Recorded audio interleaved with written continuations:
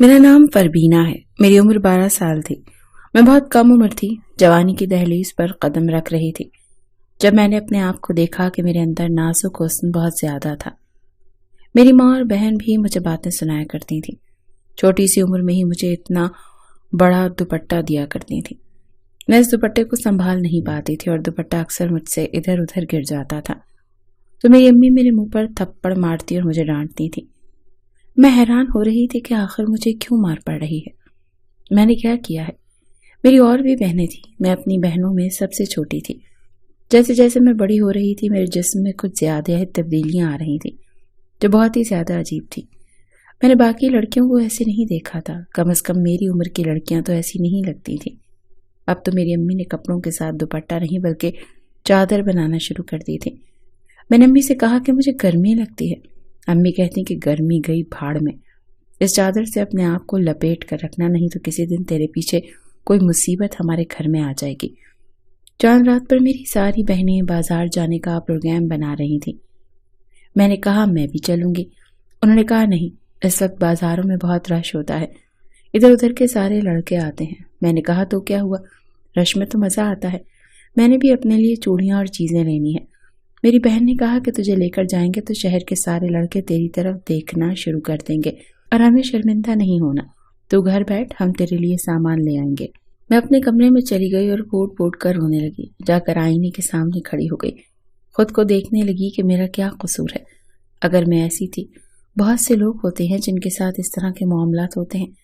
کسی کا قد چھوٹا ہوتا ہے، کسی کا قد ضرورت سے زیادہ لمبا ہوتا ہے، تو کسی کے جسم میں چربی زیادہ ہوتی ہے اور کوئی بہت پتلا ہوتا ہے۔ اگر میرا نازک حسن زیادہ تھا تو اس میں میرا کیا قصور تھا؟ میری امی مجھے میری پسند کی کوئی چیز بھی کھانے نہیں دیتی تھی۔ مجھے املی اچار کھانے کا بہت شوق تھا، لیکن وہ یہ ساری چیزیں مجھ سے دور رکھتی تھی۔ وہ کہتی تھی پہلے ہی تم نے اپنا کیا حال بنا رکھا ہے، اگر کھٹی چیزیں کھاؤ گی تو اور بھی بڑی بھینس بن جاؤ گی۔ اپنی امی کے منہ سے یہ لفظ سن کر مجھے اچھا نہیں لگتا تھا۔ ایک دن میری کزن نے مجھ سے بہت ہی الٹی بات کر دی۔ اس نے کہا جو تمہارا حال ہو رہا ہے نا، تم سے کوئی لڑکا شادی نہیں کرے گا۔ یہ بات سن کر تو میں غصے سے لال پیلی ہو گئی، اس سے لڑنے کے لیے کھڑی ہو گئی اور میرا دوپٹہ گر گیا۔ ہم لوگ ایک کزن کی شادی میں تھے، سب لوگ مجھے دیکھ کر حیران ہو رہے تھے۔ لوگوں نے میری امی سے سوالات کرنے شروع کر دیے کہ آپ لوگ سب سے دور دور رہتے ہیں، زیادہ آنا جانا بھی نہیں کرتے، اور اس کو تو آپ کبھی بھی کہیں لے کر نہیں جاتی کہ کہیں کوئی ایسا معاملہ تو نہیں ہے کہ اس کی پہلے شادی ہوئی ہے اور آپ لوگوں نے کسی کو بتایا نہیں اور یہ طلاق لے کر واپس آ گئی ہے۔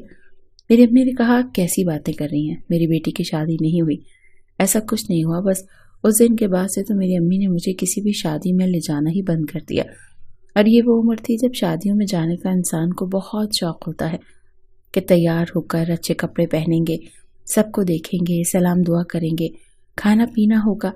لیکن میری امی نے اب مجھے کہیں بھی لے کر جانے سے توبہ کر لی تھی۔ آہستہ آہستہ میں بڑی ہونے لگی تو میری مصیبتیں اور بھی زیادہ بڑھنے لگیں۔ میری امی کو ہر 4 مہینے بعد میرے کپڑے بنوانے پڑتے تھے۔ اب تو وہ میرے کپڑوں کے اندر اتنا کپڑا رکھتی تھی کہ اگر مجھے کپڑے تنگ ہو جائیں تو وہیں سے سلائی کر کے کپڑوں کو کھلا کر دیں۔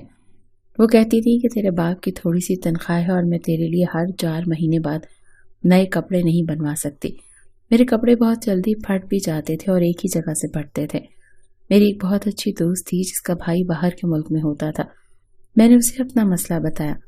اس نے کہا ایک دوا ہوتی ہے، گولیاں ہوتی ہیں، ان سے یہ مسئلہ حل ہو جاتا ہے، اگر تو وہ گولیاں کھا لے گی تو بھی عام لڑکیوں کی طرح نارمل ہو جائے گی۔ یہ بات میرے دماغ میں بیٹھ گئی کہ میں نارمل نہیں تھی۔ میں نے اسے کہہ دیا کہ وہ میری مدد کرے، مجھے کسی طرح وہ گولیاں منگوا کر دے دے، میں اسے پیسے دے دوں گی۔ یہ کہہ کر میں پرسکون ہو گئی۔ پھر 2 سے 3 دن بعد میرے لیے ایک رشتہ آ گیا۔ امی نے مجھ سے کہا کہ تم تیار رہنا۔ یہ سن کر میں سمجھ گئی کہ میں اپنے گھر والوں پر بوجھ بن گئی ہوں اور وہ جلد از جلد مجھ سے جان چھڑوانا چاہتے تھے۔ میں خاموش ہو گئی، بولتی بھی تو کیا بولتی، اپنی امی سے لڑائی تو نہیں کر سکتے تھی۔ مجھے اس بات کا احساس تھا کہ وہ میری ماں ہے، لیکن وہ شاید یہ بات بھول گئی تھی کہ میں ان کی بھی اولاد ہوں۔ وہ بھی مجھ سے چھوٹی، لیکن اپنے وجود کی وجہ سے میں سب سے بڑی لگتی تھی، اس لیے وہ گھر والے سب سے پہلے میری شادی کرانا چاہتے تھے۔ جب میرے لیے شام کو رشتے والی آئی تو میں نے کالے کپڑے پہن لیے۔ میری امی کمرے میں آئی اور مجھے دیکھا۔ میں نے کہا امی کیسی لگ رہی ہوں؟ بہت خوبصورت لگ رہی تھی۔ انہوں نے کہا یہ سوٹ کے ساتھ یہ دوپٹہ کیوں لیا ہے؟ میں نے کہا اس کے ساتھ یہی دوپٹہ ہے۔ امی نے کہا یہ تو بہت چھوٹا ہے۔ میری دوسری بہن کو کہا وہ دوسرا دوپٹہ لے کر آئے، وہ سوٹ کے ساتھ چل جائے گا۔ جب میری بہن وہ دوپٹہ لے کر آئی تو وہ بہت بڑا تھا۔ میں نے کہا امی میں اس دوپٹے کو کیسے سنبھال پاؤں گی؟ امی نے کہا کہ سنبھالنا پڑے گا، اپنے آپ کو چھپا کر بیٹھنا۔ مجھے ان سے باتیں بہت عجیب لگ رہی ہیں، پر انہوں نے مجھے دوپٹے میں ایسے لپیٹ دیا کہ بس میرا چہرہ ہی دکھائی دے رہا تھا، اور مجھے کہا کہ 15 منٹ بعد چائے لے کر باہر آ جانا۔ لڑکے والے آ چکے تھے اور لڑکے کی ماں، پھپھی اور دادی آئی تھیں۔ وہ لوگ امی سے باتیں کر رہی تھیں۔ مجھے میری بہن نے آ کر خبر دی۔ اس نے کہا کہ یہ لوگ تو جوائنٹ فیملی والے ہیں، ان کا گھر مردوں سے بھرا پڑا ہے، کیا بنے گا تیرا وہاں؟ تجھے تو اپنے آپ کو اس طرح سے چھپا کر رکھنا پڑے گا جیسے پرانے زمانے میں مصر کے لوگ کیا کرتے تھے، جس میں صرف ان کی آنکھیں نظر آتی تھیں۔ وہ بن کے گھومنا پڑے گا۔ وہ بری طرح مجھ پر ہنسنے لگی، اور اس کے ہنسنے کی آواز میرے دماغ میں کسی ہتھوڑے کی طرح لگ رہی تھی۔ یہ سب مجھ سے برداشت نہیں ہو رہا تھا۔ 15 منٹ کے بعد میں باہر آئی تو جس طرح سے میں باہر آئی تھی، ظاہر ہے انہوں نے مجھے دیکھ کر عجیب سا ہی رد عمل دینا تھا۔ پر جب میں صوفے پر بیٹھی تو میرا دوپٹہ تھوڑا سا ڈھلک گیا۔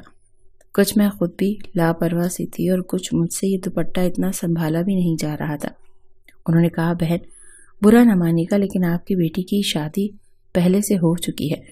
تو میری امی نے کہا نہیں، اس کی شادی کہاں، یہ تو سب سے چھوٹی ہے، وہ تو چوتھی والی کی پڑھائی چل رہی ہے اور وہ پڑھائی میں بہت لائق ہے، اسی لیے ہم چاہتے ہیں کہ وہ پڑھائی پوری کر لے تو اس کی شادی کروا دیں۔ انہوں نے کہا کہ یہ تو شادی شدہ لگ رہی ہے، ایسا لگ رہا ہے اس کے 2-3 بچے ہیں اور یہ بیچاری رل سی گئی ہے، یہ بالکل ویسی لگ رہی ہے۔ یہ تو غیر شادی شدہ لڑکی نہیں لگتی۔ غیر شادی شدہ لڑکیاں تو دبلی پتلی ہوتی ہیں، مانا کہ شادی کے بعد عورت کا وزن تھوڑا بڑھ جاتا ہے اور جسمانی شکل بھی بدل جاتی ہے، لیکن شادی سے پہلے تو میں نے کسی لڑکی کو ایسا نہیں دیکھا۔ میری امی نے کہا نہیں، ایسی کوئی بات نہیں ہے، ہم آپ کو قسم دینے کو تیار ہیں۔ اب اس سے زیادہ اور کیا ہوتا؟ انہوں نے کہا نہیں، ہمیں تو معاملہ ہی اور لگ رہا ہے، ہمارا بیٹا بڑا لاڈلا ہے، اور پھر آج کل تو ٹھیک ٹھاک لڑکیوں کے بھی لوگ منہ بھر بھر کر باتیں کرتے ہیں۔ آپ کی بیٹی کو بیاہ کر لے جائیں گے تو ساری زندگی لوگوں کے سوالوں کے جواب دینے پڑیں گے۔ ہم معافی چاہتے ہیں، ہمارے معاشرے میں رشتے سے انکار ایسے نہیں ہوتا۔ لوگ کہتے ہیں کہ فون کر کے بعد میں بتا دیں گے، اور فون کر کے کہہ دیتے ہیں کہ ہمیں آپ کی بیٹی پسند نہیں، لیکن انہوں نے تو منہ پر ہی انکار کر دیا، اور وہ بھی اتنے برے طریقے سے۔ وہ لوگ تو چلے گئے، پر امی نے مجھے تھپڑ سے مارنا شروع کر دیا۔ انہوں نے کہا کہ تیرے اتنے سارے رشتے ریجیکٹ ہوئے ہیں، لیکن اس دفعہ جو باتیں مجھے سننے کو ملی ہیں میں نے زندگی بھر بھول نہیں سکتی۔ میں ایک اچھی عورت ہوں، ساری زندگی ایک اچھی بیوی، ایک اچھی ماں بن کر گزاری ہے، اور صرف تیری وجہ سے مجھے ایسی باتیں سننے کو مل رہی ہیں جو میں نے کبھی بھی نہیں سنی تھی۔ میں نے 2-3 دن تک کھانا نہیں کھایا، لیکن کسی نے مجھ سے یہ نہیں پوچھا۔ پھر میری دوست مجھ سے ملنے آئی اور چوری چوری مجھے وہ دوا پکڑا دی۔ اس نے کہا تمہاری دوا آ گئی ہے۔ میں نے کہا مجھے اب اس کی ضرورت نہیں، وہ لوگ مجھے پسند کر کے نہیں گئے، انہوں نے شادی کرنے سے ہی انکار کر دیا۔ یہ سن کر میری دوست کہنے لگی ارے پگلی، یہ آخری رشتہ تھوڑی تھا تمہارے لیے، اور بھی رشتے آئیں گے، تب تک تم یہ گولیاں کھا کر سمارٹ بن جانا۔ پھر میری دوست چلی گئی، میں نے اس کے سامنے کچھ گولیاں ایک ساتھ کھا لی۔ پھر میں نے 2 دن سے کھانا نہیں کھایا تھا۔ جب باہر نکلی تو میری طبیعت خراب ہو گئی، میں بے ہوش ہو گئی۔ جب مجھے ہوش آیا تو میں اپنے کمرے میں تھی۔ مجھے پتہ چل گیا کہ شاید میں بے ہوش ہو گئی تھی کیونکہ میں نے کھانا نہیں کھایا تھا۔ چلو اب تو میرے گھر والوں کو مجھ پر تھوڑا سا رحم آ جائے گا، کیونکہ میری طبیعت اتنی خراب ہو گئی تھی کہ میں اپنے ہوش و حواس سے بیگانی ہو گئی تھی۔ لیکن جیسے ہی میری امی کمرے میں آئی اور انہوں نے میرے منہ پر رکھ کر تھپڑ مارا، میں حیران رہ گئی کہ میں بستر میں پڑی تھی، میری حالت بھی غیر تھی۔ انہوں نے یہ کیا کیا؟ انہوں نے کہا بے شرم، تجھے شرم نہیں آئی؟ کون سے باہر کے ملک سے تو نے گولیاں منگوائی ہیں؟ کس قسم کی گولیاں ہیں یہ جن کو تو کھا رہی تھی اور انہی کی وجہ سے تیرا یہ حال ہوا ہے؟ اس کا مطلب ہے کہ تیرے ارادے کچھ اور ہیں، تو جان بوجھ کر سب کو اپنا آپ دکھا رہی ہے، تو سب کو بتانا چاہتی ہے کہ میں بہت خوبصورت ہوں، میں بڑی موٹی تازی لڑکی ہوں۔ شرم نہیں آتی تجھے یہ سب کرتے ہوئے؟ تجھ سے مجھے یہ امید نہیں تھی، کچھ بھی ہو سکتا تھا مگر یہ سب نہیں کرنا چاہیے تھا۔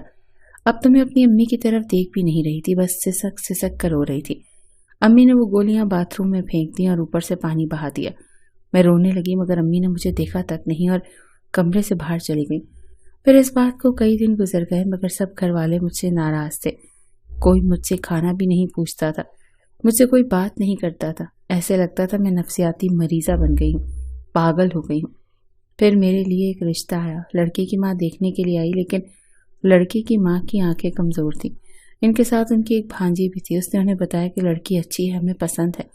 میں چپ چاپ بیٹھی رہی، میں نے کوئی بات نہیں بولی، اپنے آپ کو چادر میں چھپا کے رکھا تھا۔ میری بہنیں ہنس رہی تھی کہ اگر تمہاری ساس کی آنکھیں کمزور نہ ہوتی تو وہ کبھی بھی تمہارے لیے ہاں نہ بولتی، اور جو لڑکی ساتھ آئی تھی اس کی عمر تو کم تھی، اسے کیا پتا تمہارے کیا حالات ہیں۔ اب میں کسی بھی بات کا جواب نہیں دیتی تھی، میں اپنے لیے لڑنا چھوڑ چکی تھی، کیونکہ مجھے پتا تھا کہ ابھی میرے سامنے ایک اور جنگ تھی۔ میرے شوہر نے بھی مجھے باتیں سنانی تھی، اس نے بھی کہنا تھا کہ تمہاری پہلے شادی ہوئی ہے یا تمہارے کوئی بچے پیدا ہوئے ہیں۔ مجھے یہ سب سننے کی عادت ہو گئی تھی۔ جب میری شادی کی تیاریاں ہو رہی تھیں تو میرے کپڑے بن کر آ رہے تھے۔ میری ساس بہت اچھی تھی، بہت پیار سے باتیں کرتی تھی۔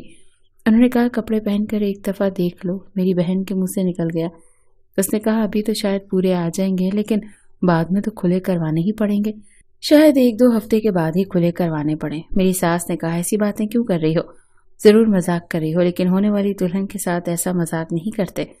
ہونے والی دلہن پر اللہ کا بڑا کرم ہوتا ہے، اس کی شادی ہو رہی ہوتی ہے، جب وہ رخصت ہوتی ہے، اپنے گھر میں قدم رکھتی ہے، اس وقت تو جو بھی دعا کرے پوری ہو جاتی ہے، اس کا دل مت دکھاؤ۔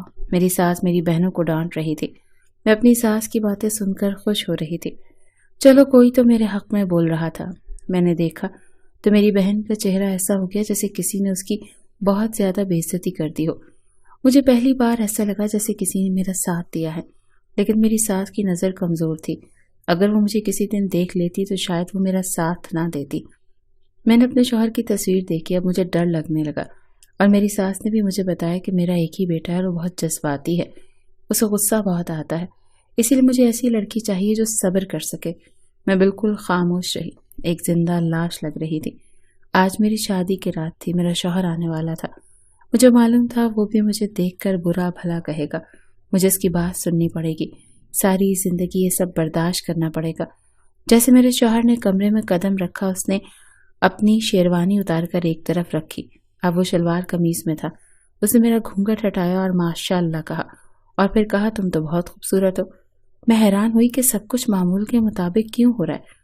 پھر اس نے میرے سامنے منہ دکھائی کا تحفہ دیا اور کہا مجھے اس کا تحفہ پسند آیا۔ میں چپ رہی، پھر اس نے مجھ سے بات شروع کر دی کہ ہم ہمیشہ ایک دوسرے کا ساتھ دیں گے، تو مجھے بہت پسند آئی ہو، مجھے لگتا ہے میری زندگی بہت اچھی گزرے گی۔ پھر شادی کی پہلی رات گزر گئی، اگلا دن بھی آ گیا۔ اب تک وہ کسی سے فون پر بات کر رہے تھے، شاید کوئی اسے شادی کی مبارکباد دے رہا تھا، کہہ رہا تھا کہ اللہ نے مجھ پر بہت کرم کیا، مجھے ایک بہت اچھی ساتھی ملی ہے، وہ بہت خوبصورت ہے، میں اس سے بہت خوش ہوں، مجھے لگتا ہے کہ میری زندگی بہت اچھی گزرے گی۔ مجھے ہمیشہ سے ایسی بیوی چاہیے تھی جو اتنی خوبصورت ہو، اور بیوی پسند کی ہو تو زندگی اچھی گزرتی ہے۔ شوہر کی یہ بات سن کر میں حیران رہ گئی کہ کیا میں اسے اتنی پسند آئی ہوں اور وہ ایسی بیوی چاہتا تھا۔ شادی کے 3 دن بعد میری والدہ نے ہمارے لیے ایک پارٹی کا اہتمام کیا۔ میں اپنے شوہر کے ساتھ گھر میں داخل ہوئی تو میری والدہ نے فوراً مجھ سے پوچھا تم نے کپڑے کیسے پہن رکھے ہیں؟ میری امی نے کہا کہ اس کی ضرورت نہیں ہے، میں نے اچھے کپڑے پہنے ہوئے ہیں اور میرے شوہر کو یہ پسند ہے۔ امی نے مجھے حیران ہو کر دیکھا، انہوں نے کہا تیرا شوہر تجھے 1 ہفتے میں واپس چھوڑ دے گا؟ میں نے کہا 1 ہفتے میں کیا، پوری زندگی میں نہیں چھوڑے گا۔ میرے شوہر نے میری امی کو دیکھا تو کہا کیا بات ہے آنٹی، کوئی پریشانی ہے؟ انہوں نے کہا نہیں بیٹا، ہم کھانا کھانے بیٹھے تو میری باقی بہنیں بھی موجود تھیں۔ میرے شوہر نے ان کے سامنے میری بہت تعریفیں کی، ان سے کہا جب سے فربینہ میری زندگی میں آئی ہے میری تو زندگی مکمل ہو گئی ہے، میں بہت خوش ہوں۔ وہ میرا بہت خیال رکھ رہا تھا، ہم لوگوں نے ایک ہی پلیٹ میں کھانا کھایا، پھر وہ مجھے باہر گھمانے لے گیا۔ اس نے مجھے کوئی بڑی چادر اوڑھنے کا بھی نہیں کہا، اس کے پاس گاڑی تھی، اس نے کہا گاڑی میں ہی تو بیٹھنا ہے، بہت اچھی طرح سے پیش آ رہا تھا، بار بار میری طرف دیکھ کر مسکراتا تھا، مجھے میرے کان میں کوئی بات کہتا اور پھر ہم دونوں ہنستے۔ کبھی مجھے فون میں ہماری شادی کی کوئی تصویر دکھاتا۔ میری امی اور میری بہنیں یہ سب کچھ دیکھ رہی تھیں اور ان کے چہرے عجیب سے بنے ہوئے تھے، وہ حیران ہو رہی تھی کہ اس کا شوہر تو اسے ہاتھ کا چھالا بنا کر رکھے ہوئے ہے، اور یہ صرف شادی کے شروع میں ہی نہیں ہوا تھا، آج ہماری شادی کو 5 سال ہو گئے، الحمدللہ میرے 2 بچے ہو گئے ہیں، آج بھی میرے شوہر کا رویہ میرے ساتھ ویسا ہی ہے، ہم لوگ بہت خوش ہیں۔ شاید مردوں کو ان ساری باتوں سے فرق نہیں پڑتا اور انہیں یہی سب کچھ اچھا لگتا ہے۔ اللہ کا شکر ہے کہ میری ماں اور بہنوں نے تو میرے دل پر بہت زخم لگائے، پر میرے شوہر نے وہ سارے زخم بھر دیے۔ شادی سے پہلے میں نے بہت دکھ دیکھے، مگر شادی کے بعد میرے شوہر نے اپنی محبت سے یہ سارے دکھ سکھ میں بدل دیے تھے۔ آج مجھے اچھا شوہر مل گیا جو میرا بہت خیال رکھتا ہے۔ اس نے آج تک کبھی مجھے ایسی کوئی بات نہیں کی جس کی وجہ سے مجھے اپنا آپ چھوٹا یا کمتر محسوس ہو۔ میں اس کے ساتھ بہت خوش ہوں۔ اس کی ماں ایک اچھی عورت ہے اور اس کی ماں نے اس کی تربیت بہت اچھی کی ہے۔ اسے عورت کی عزت کرنے والا مرد بنایا ہے۔ آج میرے 2 بیٹے تھے، اسی لیے میں نے سوچا کہ میں بھی اپنے بیٹوں کی ایسی ہی تربیت کروں گی تاکہ میری جیسی کسی لڑکی کو لوگوں کے تانے نہ برداشت کرنے پڑیں۔